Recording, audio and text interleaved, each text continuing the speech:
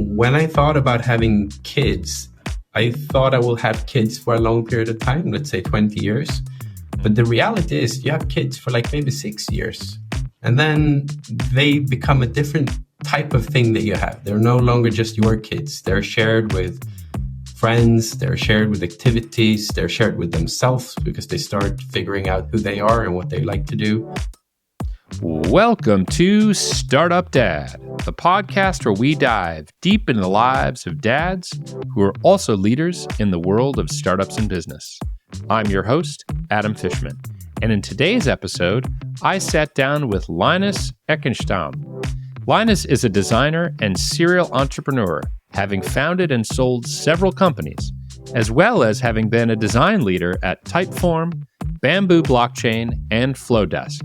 He is currently building an AI-powered children's story generator at bedtimestory.ai and a platform to track and improve mental health called Sensiv. He's a loving partner and the father of 2 young daughters. In our conversation today, we spoke at length about his struggles with male infertility, time and relativity, as well as how he and his partner navigate the daily grind with a 4-year-old and a 2-year-old. We were joined by his youngest daughter for part of the episode. Linus works, thinks, and writes a lot about AI. And so we also talked about how he thinks technology will transform his daughter's lives over the coming years. He shared an optimistic view of the future with AI as a useful tool. I hope you enjoy today's episode. I would like to welcome Linus Eckenstam to the Startup Dad podcast. Linus, it is a pleasure having you on the program. Thank you for joining me today. Yeah, thank you very much for having me. So, most people who are listening to this probably won't know very much about you. And in fact, I didn't know very much about you until I came across you on X or Twitter or whatever we're calling it these days. So, tell me a little bit about yourself. What would you say you do here? That's a great question. I ask myself that every day when I wake up, like, what do I do? I think my first calling is that I'm a dad. I got 2 small kids, 2 and 4.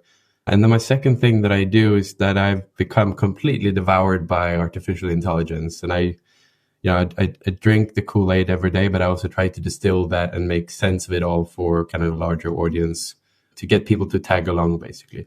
And my background is in startup world. So I've been in a few hypergrowth companies. I've started a few companies. I sold a few companies, and I've learned a lot, failed a lot. And here I am, basically. That's my life in a nutshell. So we've got the intersection of startups and fatherhood, which is this show.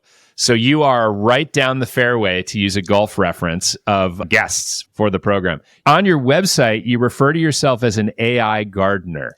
What does it mean to be an AI gardener? Are you tending a garden? Yeah, it's funny that people ask me this, and I think the way that artificial intelligence currently work and the way that kind of machine learning has put everything up to this kind of where we are today is that you don't really have full control, much like you don't have full control over your garden. You tend to your garden and you hope for the best. There's so many external variables when you're gardening that you can't really control. And I feel that it's a little bit the same now in the land of artificial intelligence, where you do a lot of things, but it might not necessarily turn out the way that you want. And that is exactly what parenthood is about as well, by the way. So it's all kind of tying in beautifully to each other. And I don't like to call myself an expert in anything, because I'm not. I like to be the most dumb person in the room so I can ask stupid questions. Usually that is the situation. So I think with me kind of coming up with that label is a little bit of a rebellious, because I don't like labels, and I felt like I need a label to explain myself. So yeah, it's like, that's how it ended up being like that. All right. I love the humility that comes with being a gardener, which is just like, we're all doing our best here. Like, we'll see. I mean, no offense to anyone that's really good at gardening, by the way, because there are people that might be like, hey, I'm a professional gardener. If I say the grass will be green, it will be green. Kudos to you. I'm kind of more the patient person or impatient person who just tweaks and wait and see, let nature do its thing. Yeah. And you are talking to me from Spain, but yes, you do not appear Spanish to me, and your accent does not sound like many of the Spaniards that I know. So tell me about where you grew up and what life was like growing up. Where are you from originally? I'm Swedish. I've grown up in a small coastal town on the Swedish west coast, literally like 100 meters from the beach. 40,000 people, so not a big place, not a tiny place either, but about an hour south of Gothenburg. That might be the closest reference for people if they think about how Sweden looks like on a map. I'm born in the 80s, but kind of grew up in the 90s. Like, I don't remember much of the late 80s per se. So quite an interesting situation. My family traveled a lot and we didn't get all the gadgets and trinkets. All my friends had video games and stuff, but I didn't have anything.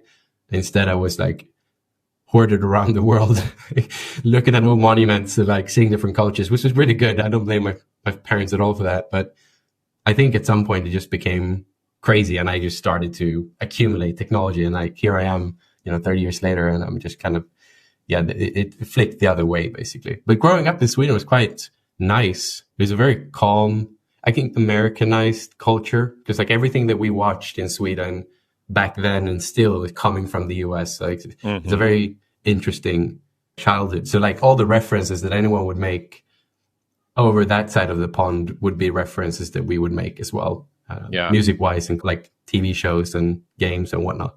Did you have a particular favorite children's TV show when you were growing up?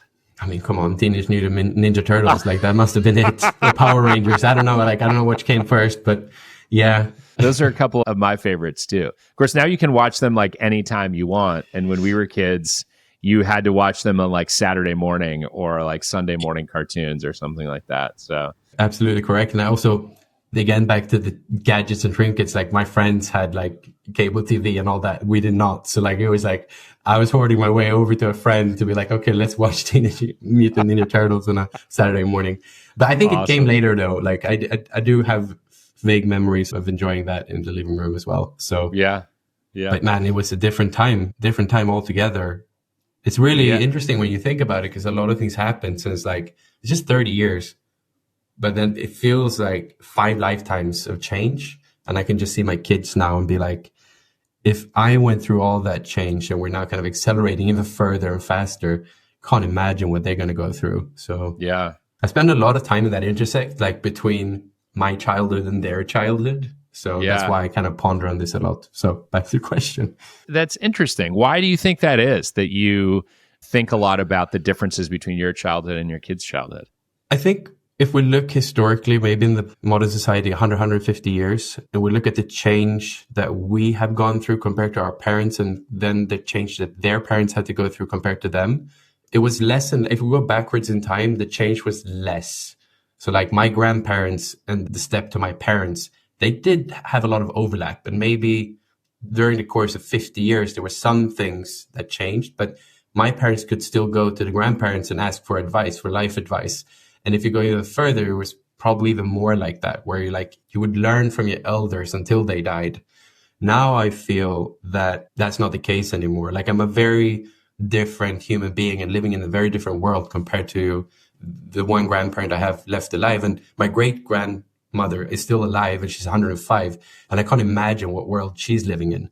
So that's why I find it very interesting, because we have to deal with a lot of things that humans have not had to deal with before.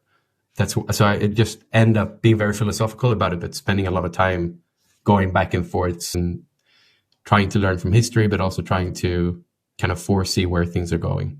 Yeah, it's pretty amazing when you think about our parents' parents, like the world that they knew was like what was in front of them, like what they could see and what they could touch. And there was no internet. There was no, computer. There were barriers, right? Like everything was a border. And then for us, that's kind of gone, right? We grew up with the internet. And then for our kids, like even more so, like they're growing up without even probably needing to type a URL into a web browser anymore or run a search. Like they're just going to say something and something's going to come back to them. Like what an amazing and maybe sometimes scary time to be alive. Yeah, I think we end up in the middle. Our generation and the generations akin to ours kind of end up in this weird situation where we're going to be alive and kicking, hopefully, in 30, 40 years. If all things goes well, maybe even longer. So we're going to have to deal with that change that our kids are going to have to grow up with. Like you said, we've grown up with the internet. Like I remember my first time hooking up a modem and like hearing the sound of the modem connecting to the internet. And then everything has evolved. As I've been growing older, the internet has been growing older.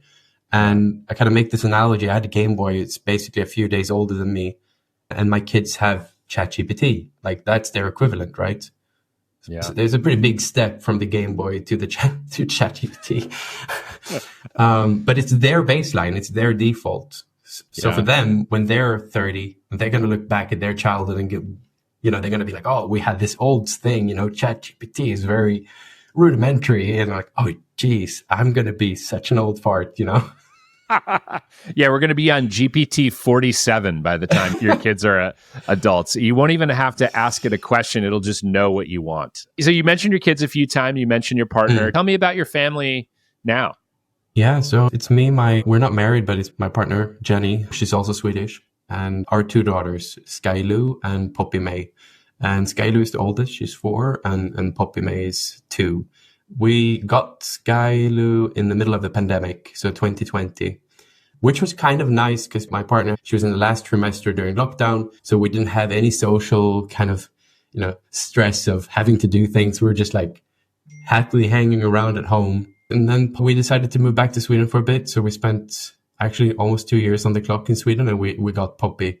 And we figured out the day that we were driving to Sweden with all of our stuff packed in a big van that my partner was pregnant. So if we had known, we probably would have taken a different decision. What was the pull to go back to Sweden during the pandemic time?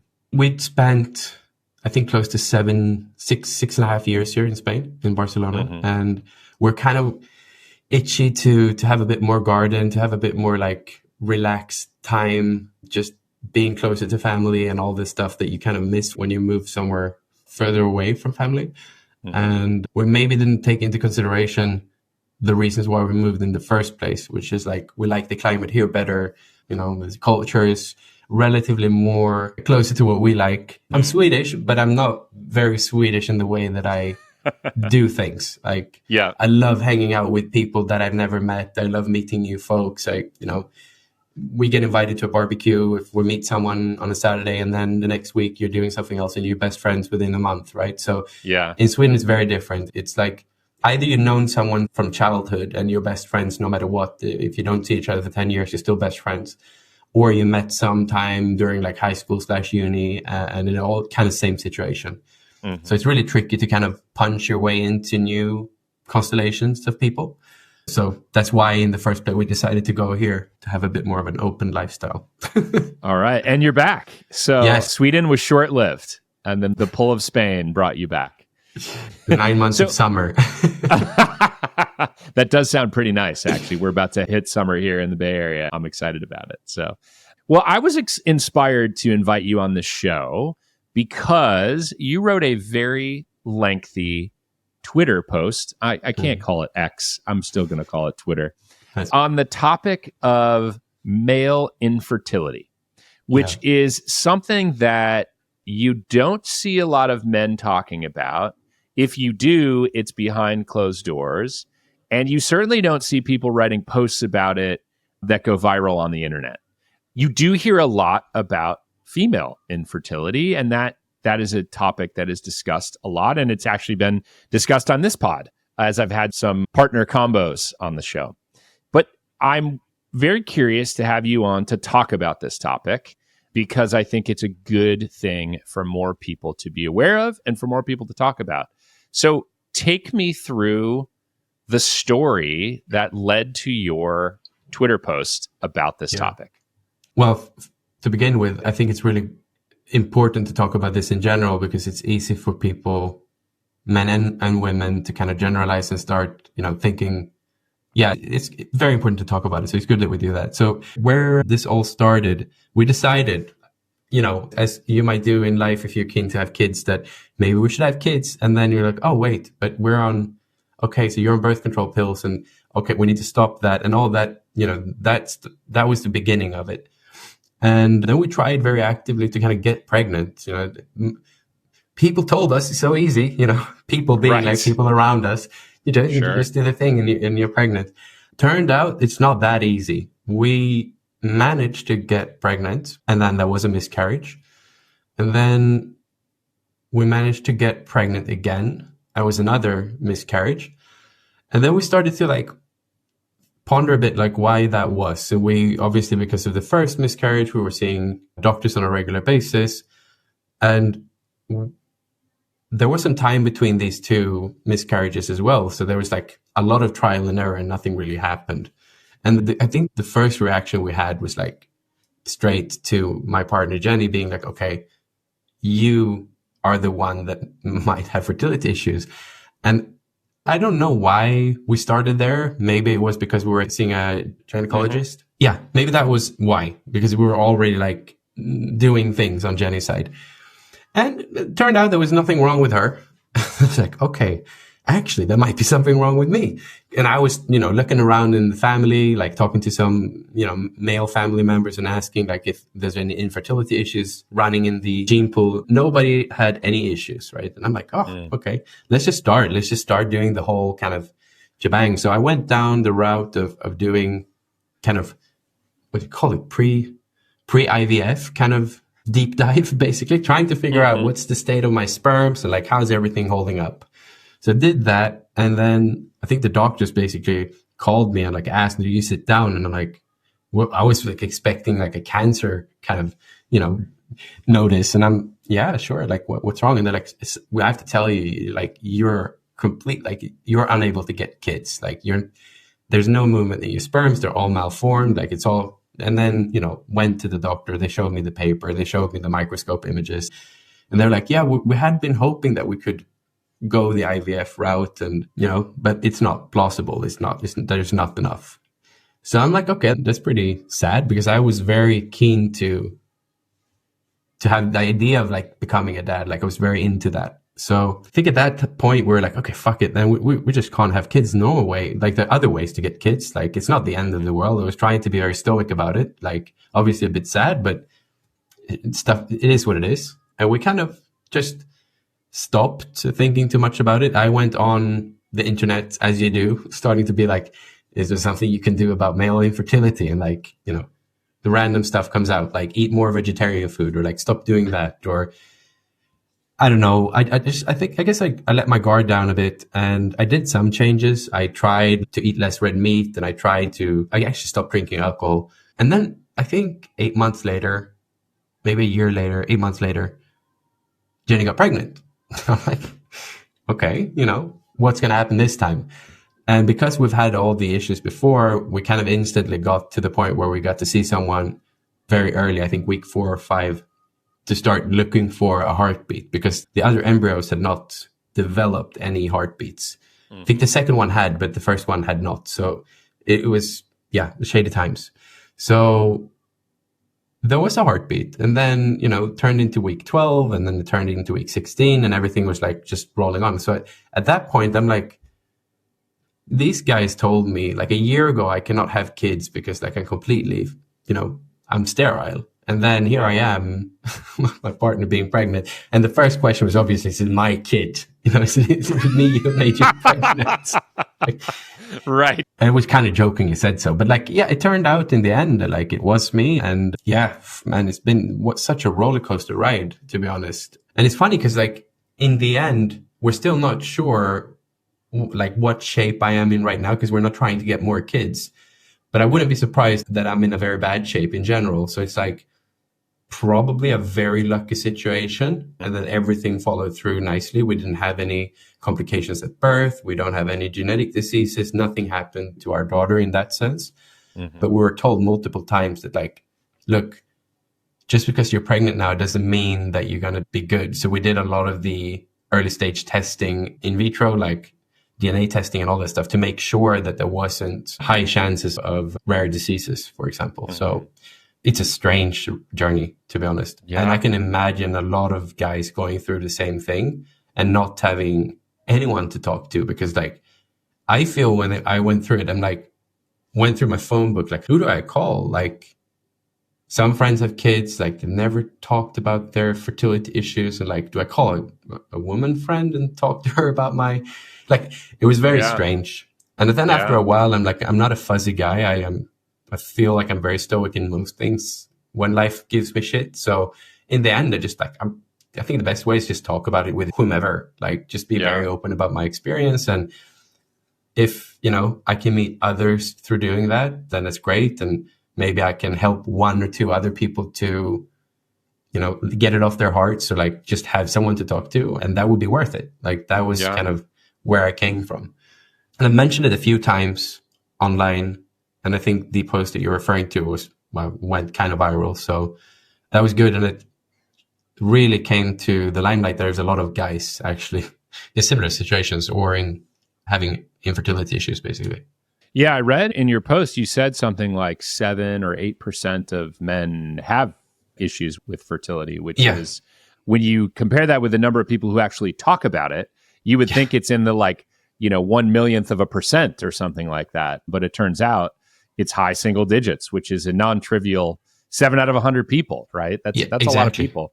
So your journey was miscarriage, tried to do IVF, had a doctor tell you it's not going to work, and then miraculously you ended up with 2 kids. Were the doctors ever able to explain like what happened or what they know? No, never got a clear answer. And it's funny because like in the end, I mean, the body is a mysterious piece of machinery, right? There's a lot of things that we do know and a lot of things that we don't know. It's not like I've been under the microscope like over a long period of time doing multiple tests. Like, I have no idea. And it's a bit strange. And again, like with the second kid, obviously we were like, okay, it's like, it's a free for all. We can't have kids. Like, it's clear we can't have kids. We don't have to think about anything. And then you go, wait a minute, you're pregnant again? Like, what? It's time to bring out the scissors. Like, I've heard a lot from people that when they kind of just relax and forget about all the challenges. Now, again, this isn't going to solve everyone's problem, like that there are real medical issues here, but that sort of like relaxing and taking some of the pressure off yourself has led to a positive outcome. So, and in your case, maybe that is what happened. Yeah, I would like to think so. I think maybe not just the relaxing part, but I was never really stressed about it externally. I was never really like manifesting this, like, oh, it needs to happen now. Like, you can see some people have that, men or women, that they're getting stressful about time and we need to get the kid now. We need to get the things going. I never really had that feeling, but I think subconsciously there was some level of stress, right? Like, why is it not working? What have I done wrong? Have I done something to deserve this? Like, I think that type of stress was there lingering. And then when, got at least an answer, like even if they were incorrect in that answer, seemingly, I got an answer and I was able to be like, all right, now we know what the problem is. Yeah. So I think the unknown maybe was a big kind of enabler for having shit happen, right? Like, because I didn't know body was stressed. And then when I knew, then, okay, then that could have had impact for surely. Like, I got a kid, so like something happened, but like, And you mentioned for you, what helped was just talking about it to anyone. Instead of like trying to pick the perfect person or kind of figure out who in your contact list should you talk to. So is that some of the advice that you would offer to anyone who is struggling themselves with this? What would you say to somebody if you were sitting down with them one-on-one? I would definitely say talk about it. Like, that would be number one. Just in every situation is unique. Every person is unique in terms of how they want to handle things and like who they're comfortable talking to. So I think it's really hard to give a kind of silver bullet advice, but talk about it. I think it's a very good starting point. And if you have, a network or a friend group or a friend that that you can talk about anything, basically, then choose that person. And if you don't, in my case, I couldn't really find someone that I felt like, okay, this would be the perfect candidate. I just turned to my second home, which is basically the internet. And I'd be like, I don't care if I just scream this out in the ether. Like, if someone picks this up, it's good. But that's me. And that works for me, but it doesn't mean that it works for everyone. Yeah. I imagine not everyone would be as comfortable putting it out on the internet. But I think the underlying advice here is solid, which is talk to someone about this. Like, yes, you may learn something surprising, right? You may hear that other people, again, 7 out of 100, struggle with this. So you may find those other 6 in conversation. Actually, funny enough, you would. I think also it leads like if you start talking to people, it's like it becomes like a magnet, right? So even if the person that you're talking to don't know per se anything about this or have those issues, maybe that person have heard someone else who has, and then all of a sudden you're kind of conjuring people together based on like what's going on in the grapevine. So I think that's usually a good advice in many things actually in life, not just fertility issues.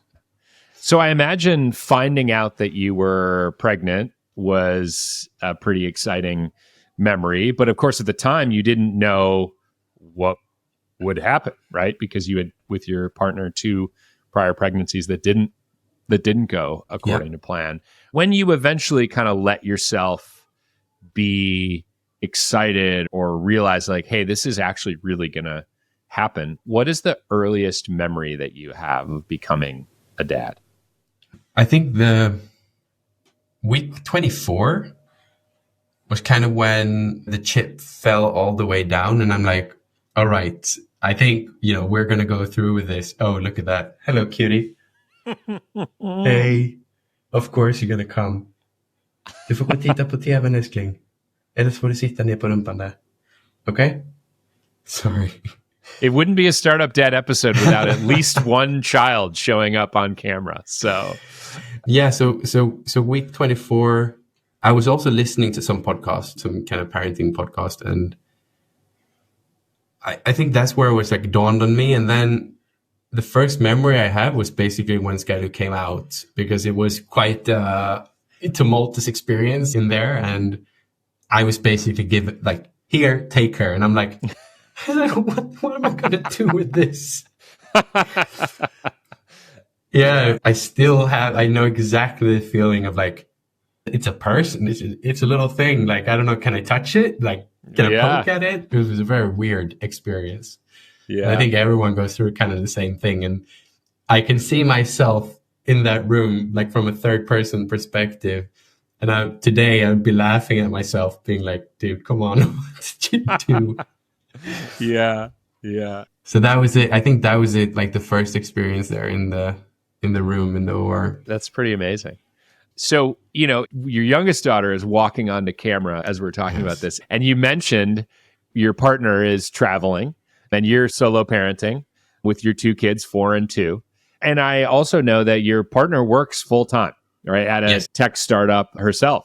So, how do the 2 of you manage the daily grind of work and family? I mean, especially with the ages of your kids. 2 and 4 are really demanding ages for parents and for kids. They need a lot and they can't do that much for themselves.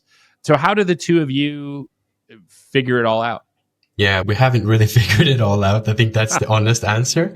It's funny because our 4-year-old, she's sometimes older than what she seems, and sometimes younger than what she seems. And then the 2-year-old is also older. So it's like they meet in the middle most of the time. So it's like some days it's like 2 3-year-olds, and some days it's like a 3-year-old and a 5-year-old. So they're actually quite nice when I'm alone with them, or like when my partner's alone with them. Problem is when we're all 4. And maybe this is something that other parents experience too. It's not like they're manipulative, but it's more that they know that if they don't get what they want from me, they might get what they want from mommy. And then the kind of war can just unfold.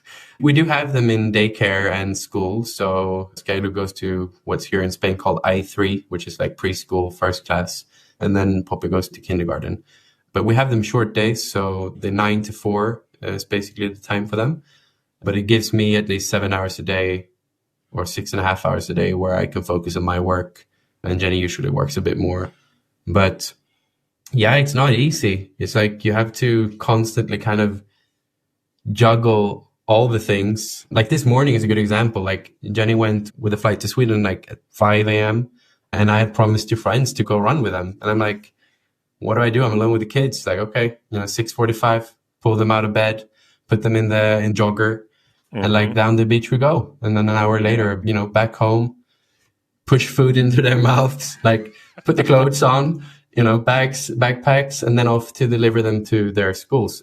Yeah. So I think all in all, it's like just constantly trying to be one step ahead. It's the only advice I can give to anyone, basically. Yeah. Prep, and prep. That's the way that you survive the grind. And there's no end. I don't know when. Anyone can please tell me where the end is, because I'm sure I'm getting many gray hairs because of this time. I've heard that it's at 18, but I'm not 100% sure. So you still got, by my calculations, you've still got 16 more years until both of them are north of the 18 mark or at the 18 mark. So what did you do when the kids were younger and couldn't yet go to preschool? With Skylar, we were here, and here in Spain, they have 3 months initially for the mother, and then the dad can take, I think it's another month or so. So like all in all, you get 4 months, but then you can extend and you can like make it work. So usually what happens is that you're home with the kids until they're 6 to 8 months, and then you can put them in daycare. Sweden's a bit different. So because Poppy was born in Sweden, when we lived there when she was born, in Sweden, you get 450 days as a couple. Then there is a bit of a divide within those days. Some days are like high paid days. So let's say 280 of those days are really compensated well, and the others are less compensated, but you can still use them and your employer cannot tell you otherwise, which usually translates to you split between the parents staying home until age of 1.5. So that's kind of what we did, but I work from home, Jenny works from home. So we've just spent a lot of time at home, really trying to juggle the work hours and shuffle things around based on that. There we go. Now we have a new guest. I'll Yes. ask her a question next. When you think about becoming a dad twice, and obviously before that, you maybe didn't know what it meant to be a parent. What are some of the more surprising things that you've discovered as a dad? I think I'm more patient than I thought I would. I wasn't really super patient before. I'm a very impatient person. And even with the kids, though, I started to realize that like I can be quite demanding as a person. And in the relationship between me and Jenny, I'm the firm parent. Like I like rules. Even if they're tiny, I want them to kind of not behave, because like you can't tell a 2-year-old to behave, but like Right. you don't bite your sister, like, by the way. And like, I don't try to encourage that behavior and try really hard to like sort that out. And with my 4-year-old, it's interesting because, by the way, none of them wear diapers. Not even this one, the tiny one here. It's just diaper free both day and night. It doesn't say anything about me as a parent, but I think it's like we try to listen to the kids a lot. And like she started to indicate that she wasn't keen on having diapers. So we kind of like, okay, let's remove the diapers, and you know, what happens. And with Sky, it was very different. I remember like, being like annoyed with like having to change peed, you know, bed linens, and like there was poop on the floor when we were trying to do all the, you know, adaptation. But now the second time around, it's just like, you know, it is what it is. Don't fuss about it. The kind of same mentality I had around the fertility issues, like, okay, it is what it is. They're going to be just fine. And I think if you allow them to be kind of kids, but also tell them firmly, like things that you think matters to you, like your values, and maybe they don't get it, but at least they start to kind of form some kind of boundary and some kind of relationship to like what our family values are. So for example, my 4-year-old, she folds her clothes. Like I haven't like forced her to fold the clothes. I started with this kind of Marie Kondo type thing where we do gratitude towards the clothes in the evening and we fold our clothes. And now she does it without me telling her to do it. And it's great. Hopefully it will last, you know? And when she's a teenager, I don't have to like run around picking up all of her clothes. Yeah. And some people might think like, oh, that you're overdoing it. She's only 4. But to be fair, like I don't mind doing it with her. I think it's a nice little ritual. Like some people do morning gratitude in the mirror. And when we do this, like I think it teaches them a lot of things about life and things in life, and not taking things for granted. So I think that is stuff that I would not have thought about before becoming a dad, that all the small things, like I'm very mentally kind of in this space of the Japanese word ikigai, like trying to find the balance in life. And I think me and my partner are pulling different ways here because like she's really tired of all the chores and, it's constantly having to fix whatever we're going to eat and, what they're going to wear and the logistics. And it's easy to get caught up in all of that. And I'm trying to be like, how can we turn all of that, which is life? You can't really take it away. If we stop eating, we die. If we stop putting clothes on them, they were going to freeze to death. So maybe not here, but in general. Yeah, not in Barcelona per se on the beach, but no. Yes. But how do we take all these daily things that happens and turn them into rituals or like nice little pockets of experiences that we enjoy doing rather than seeing it as like, oh, yet another chore that needs to be completed before the time, before the hour hits 9 p.m. And this is really difficult, but I think it's worth pursuing. I think it's worth pushing the extra effort into that to be like, okay, it's not easy to go out running in the morning with 2 kids, but it's damn doable. It's just a matter of like where you put your mindset. Same like this. It's not easy to be like, oh, I'm alone with the kids. I'm going to have to record a podcast and God knows what happens. And now she's sitting here and she's behaving. So it's like, you just have to give it a leap of faith, I think. Yeah. Even if she weren't behaving, this would probably turn it into the most viewed episode of Startup Dad ever. So, no, but she's doing great. And it sounds like you are too. So what you just said brought up something else that you had kind of told me in the prep for this show, which is this notion of time and relativity. And I'm curious what you meant by that. So tell me what that means to you. It goes really quick. Someone told me this. I don't know where the source of this is from, but like the days are long, but the years are short. And this is something that echoes in my head basically every day. I don't like the idea of death. I have very strong anxiety when it comes to the fact that we age and the fact that things get older and at some point we're no longer here. So that is like one thing that keeps me kind of vigilant about time. With the kids, it's like you go, oh, they're 2 and 4 now. And then, they're 6 and 8, whatever the ages are. And then you realize, oh, but I'm also getting older.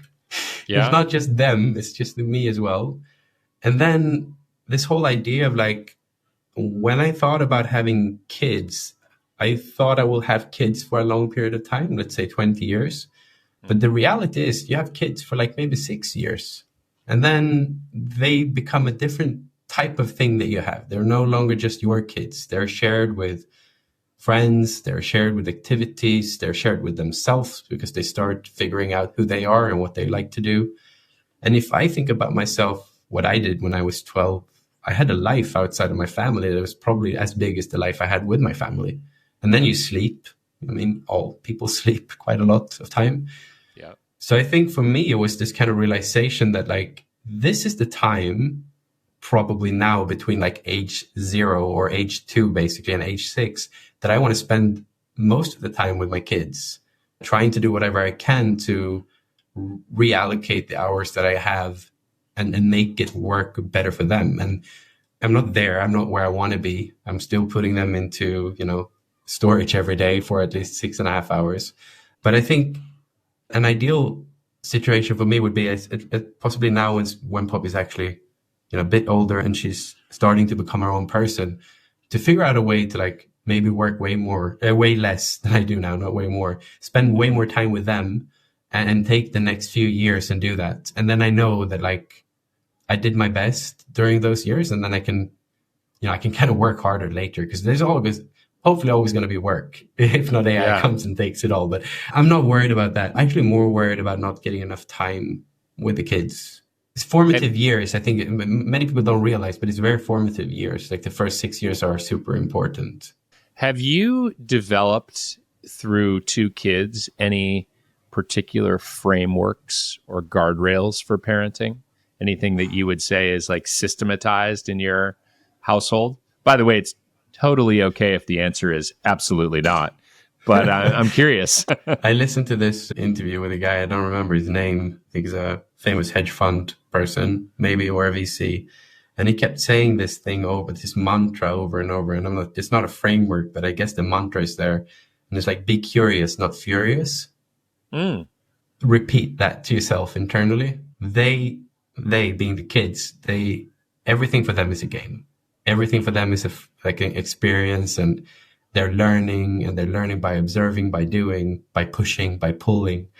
And we're adults, and we're adults. Sometimes we're angry adults, and sometimes we are tired adults. And it's really hard to stay playful and stay curious when you have rough patches. And I think that kind of mantra of be curious, not furious, is something that helped me a lot, because I can just be like, okay, well, look at it from her angle. She's 4. She's done something. She knows it's wrong, whatever, but she's doing it for a reason. And the reason is she's probably want to learn something. She wants to see what type of reaction you're going to give. She wants to learn and experience. And so I think that is the number one thing. And then I'm not very big on systemizing or pulling out frameworks in general as a person.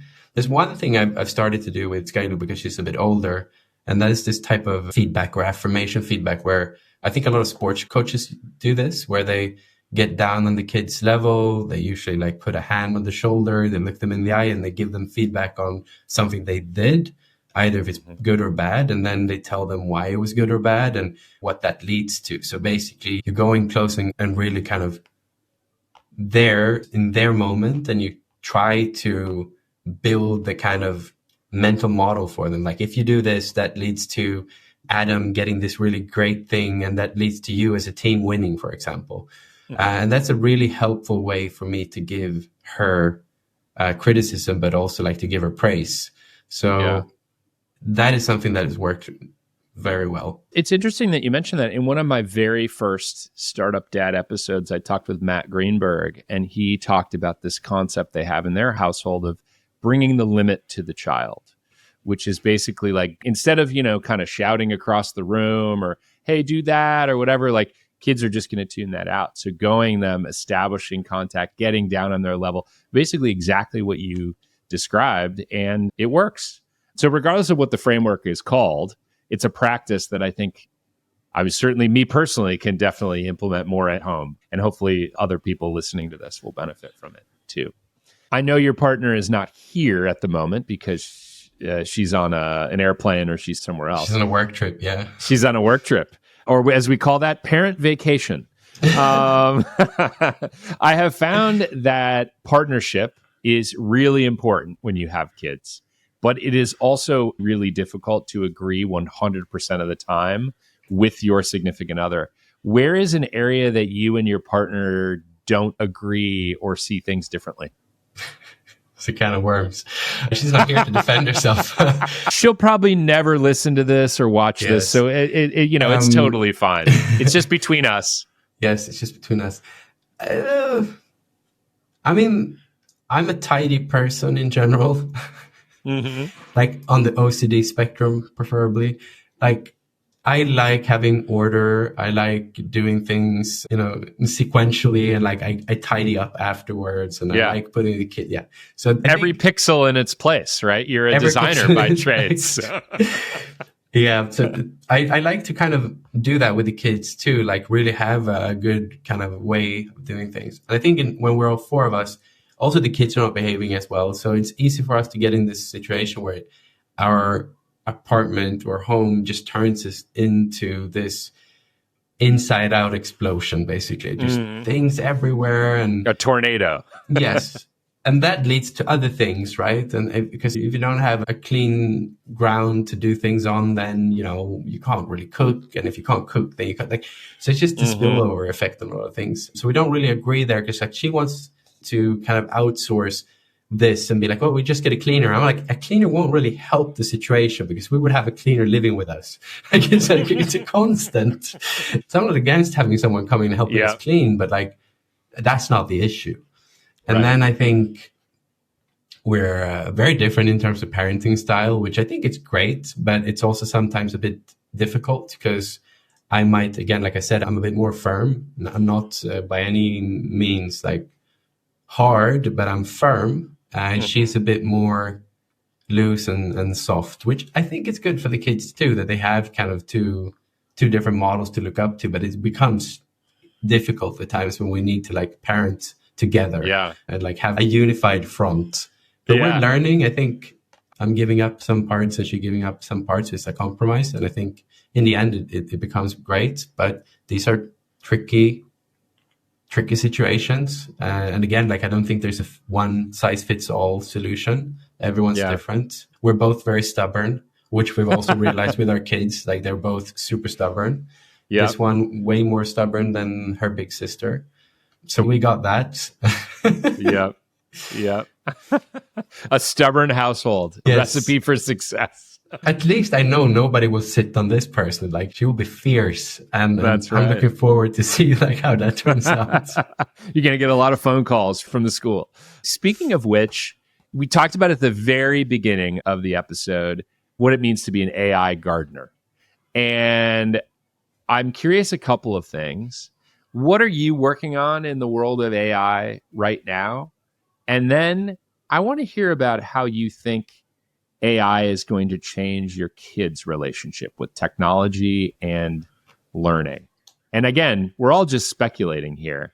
Yeah. But I'm curious about your speculation. So 2 questions there. What are you working on specifically? And then what do you think your kids' experience is going to be like with AI? Yeah, so I'm working actively on a few projects, but like, I think the one that we've worked on the longest is bedtimestory.ai, which is a hyper-personalization engine for creating stories for kids. So you can basically punch in a really tiny prompt and remembers characters and stuff, and then you can get an infinite amount of stories. So that's something we've been working on since 2022. Super happy about that. And then I'm doing a few other things in the same kind of realm of the stuff that we learned from doing that. We're building a mental health coach that is already existing in an app that we have on the App Store, but we're kind of making it better. And I'm dipping my toes potentially into hardware, because I do think there's a huge gap, many gaps actually, in the hardware/AI intersect. I think in general, terminology AI will probably kind of dissipate and go away. So it just will become the next version of software in general. But I think the experience these kids will have, in, I guess, an entire generation, I guess, from, whoever is 5 and younger or 10 and younger today, I hope they will have a better relationship with technology than we had. I don't know, how do I usually talk about this? So we come from an age where we had to curate a lot. We had to search and become almost like a librarian. Like, if you're good at searching, you're good at finding and sifting through information, you can somehow build a mental model of things that you will need to look up. And the technology that we've used is quite dumb. And I think of this generation, they will become way more driven by kind of curation in a different way, where like, if they need information, they'll just leave. Like, they need to be good at inquiry. They need to be good at like asking questions and being curious. And if they can become good at that, they will be very successful. Because it's not going to be a matter of like, can I find the information through search? It's going to be a question about, can I figure out the right question to ask? Yeah. And if I can ask the right question and I have some base knowledge, can I then take these sources of information and distill it and curate out the best? And also the fact that I think they will form relationships with machines in ways we never did. I see very clearly with, for example, the mental coach app that I'm building, where like, I can actually see myself having a pretty good relationship with my artificial coach. Yeah. And I'm like, if you would have asked me 4 years ago, will you talk to a computer more than you talk to a human counselor? I'd be like, no. And now it's I do it today. And then I'd be like, okay, what are they going to do in 10 years time? It's going to be super normal, I think, for people to have relationships with machines. I tend to look a lot at science fiction and be like, life imitates arts more than art imitates life, whatever that old saying is, or the old quote. And as soon as we've dreamed something up in science fiction world, it tends to become reality 10, 20, 30 years after the fact. And now we're kind of in the 30, 35, 40-year realm where we look at things as the tricorder and the communicator from Star Trek, for example. And now we're getting the AI pin, and we have smartphones that are basically like, supercomputer in the pocket. So I choose to be an optimist. Obviously, it's really easy to like look at all of this and be like, you can look at one side of the sword or the other, and you'd be like, okay, there's plenty of bad things that can happen. But I choose to believe in humanity. I choose to be like, okay, we can actually do good things with this. And I hope that my mission again is to like help bring that optimistic future forward, that we kind of end up in a better world than the one that we have. Might look dire at the very moment right now, like there's a lot of bad stuff going on, but in general, I'm optimistic about the future. I love that perspective. Love that optimism. What's not to be optimistic about with those two little kids too? So you've got two working parents and a 2-year-old and a 4-year-old. And I imagine that means you need to recharge your own batteries from time to time. So you mentioned going running on the beach with your girls. Yep. What are some other ways that you recharge your batteries when you're feeling depleted? I don't remember. Basically, we tried to impose this new rule this year that like, we'll go on a date each month, like a proper. We'll take a day and go somewhere and do a proper date. We did that January, we did that February, and then we stopped because schedule wise didn't really work out. We're supposed to have a date tomorrow, but since Jenny's in Stockholm, or your partner's gone, so I was like, okay, I'll have a date with myself, and then we try to at least once a week do something that's not like a date, but like we hang out, we do some stuff that without the kids when they're in school, we take an hour or two and just do something like a long lunch or something. We just try to find time in the busy schedules that we have. I mean, I was just on a parent vacation too. I spent 2 weeks in the US. I was in San Francisco and I was in Vegas. So like I got my fair share of relaxation when I was there. When you don't have to deal with it, and it's just like, okay, everything is just hard, like blissful. Like you can sleep. Yeah. Even if I don't tend to sleep that much longer, I still, nobody's going to wake me up at 3 a.m. screaming. So thank you for sharing how you've attempted to recharge your batteries with your partner. I have 2 final questions for you. One is, what is a mistake that you've made as a dad? So I do mistakes every single day, 100%. Like it can be the way that I react to someone throwing something on the floor. Like let's say we're eating breakfast and, not the 2-year-old, you're like, she's 2, but the 4-year-old, she can be like taking her sandwich and be like dropping it on the floor. And then I'd be like, I become angry. Like my initial response is then angry. And then I'd be like, oh shit, no, breathe in, breathe out, be curious, not furious. Why did you like all these things? But like I already reacted. So like that's, right. These kind of daily mistakes happen. And I think funny mistakes, I took her driving once, put her in the, her stool in the car and gave her a bunch of blueberries. And then I went driving on this really like twist and turny road. And I know where this is going. And I just look at the road and I just hear like, and I look over and she had this like white, yellow flowered dress that's no longer white. It's just covered in puke. Yep. And then I realized I don't have any wet wipes. I don't have any water in the car. And she's sitting in this floating of puke in her shirt. And I'm like, that's a mistake, massive mistake on my end. But that's a funny mistake too. But yeah, man, maybe it sounded good, all the stuff that we've talked about in the beginning, but it also comes with a caveat that there is a lot of trial and error going on every day, Oh, yeah. And I think, I don't know, again, who said this, but like, if you're a parent, if you do more right than wrong, if you're on the plus side on the right stuff, you're doing things good. Like, you just need to make sure you equal that out. So you're like constantly putting in more on the right side. It's like building software for people, right? Except you're building humans. Lots of trial and error in building software, lots of trial and error in raising humans. I get it. So I wanted to end and just ask, how can people follow along on your journey or be helpful to you as you survive and thrive with your family and on the internet? 2 ways. The closest ways to stay close to me is like my newsletter. I write the newsletter. Okay, it's supposed to be weekly, but it's like some weeks is more, some weeks is less. So it's insidemyhead.ai. So that's insidemyhead.ai. And then I'm on X or Twitter. So that would be x.com/my name, Linus Ekenstam. And I have this idea this year. It's not like I don't have enough to do, but I'm slowly starting my YouTube career. So I like doing video. I like doing talking heads. I like doing a lot of this stuff and talking about everything from technology to kind of parenthood. So you'll find me on YouTube as well, which is Linus Ekenstam. And it's probably like 2 people following me there or 5. So feel free to become number 6.